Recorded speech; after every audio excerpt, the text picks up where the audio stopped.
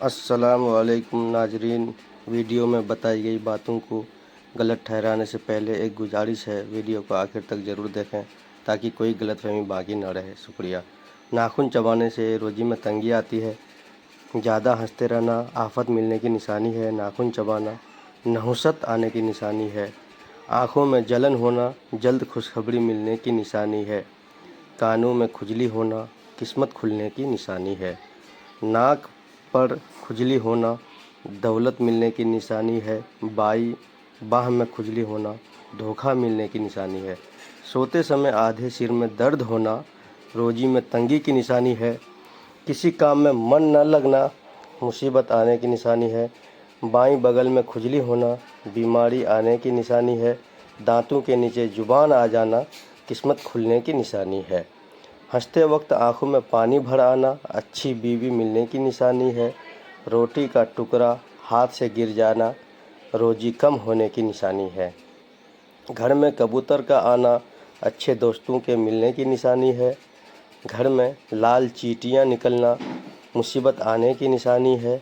घर में सांप का आना नहुसत की निशानी है। और कभी कभी घर में सांप का निकलना अचानक दौलत आने की निशानी भी मानी जाती है। कानों के अंदर खुजली होना याददाश्त कमज़ोर होने की निशानी है। जिस घर में काली भेड़ हो वह घर बुरी नज़र से महफूज रहता है। जिस घर में खजूर का पेड़ हो वहाँ 100 साल तक गरीबी नहीं आती। औरत का बाल खोलकर सोना घर में आफत आने की निशानी है। जिस औरत का मुंह बड़ा होता है वह अमीर आदमी को गरीब बना देती है। नींद में झटके लगना बुरे दिन आने की निशानी है। जिस घर में पेट भरकर रोटी खाई जाती है वहाँ रहमत के दरवाजे बंद रहते हैं। घर में हामिला मोरनी आने से रोजी बढ़ती है। कौवे के घर में लटकाने से जिन और आसेब नहीं आते। बरगद का पेड़ घर में लगाने से गरीबी कभी नहीं आती। जो औरत जुड़वा बच्चे पैदा करती है वो कभी गरीब नहीं होती। रोटी खाने के बाद छींक आना जल्द मिलने की निशानी है। छींक रुक जाना मेहमानों के आने की निशानी है। घर में मकड़ी का जाला बनना बरकत ख़त्म होने की निशानी है। घर में बिल्ली का चूहा खाना गरीबी मिटने की निशानी है। ख्वाब में सुंदर औरत दिखना दौलत आने की निशानी है। घर में काले खरगोश के बाल रखना 80 साल तक काला जादू असर नहीं करता। रात को उल्लू का आना मुसीबत आने की निशानी है। ख्वाब में अपनी मौत देखना लंबी उम्र की निशानी है। घर में मोर का उड़कर आना रोजी बढ़ने की निशानी है। घर में सफ़ेद कबूतर का उड़कर आना खुशहाली आने की निशानी है। घर में लाल कीड़े ज़्यादा होना नहुसत आने की निशानी है। घर में चमगादड़ का घोंसला बनाना आफत मिलने की निशानी है। आधी रात को ज़्यादा भूख लगना फाका और तंगी आने की निशानी है। आधी रात को प्यास लगना दौलत आने की निशानी है। घर में बिल्ली का पखाना कर देना और मिट्टी से ढक देना जल्द खुशखबरी आने की निशानी है। रोटी खाते समय छींक आना लंबी उम्र की निशानी है। दूध फट जाना दौलत आने की निशानी है।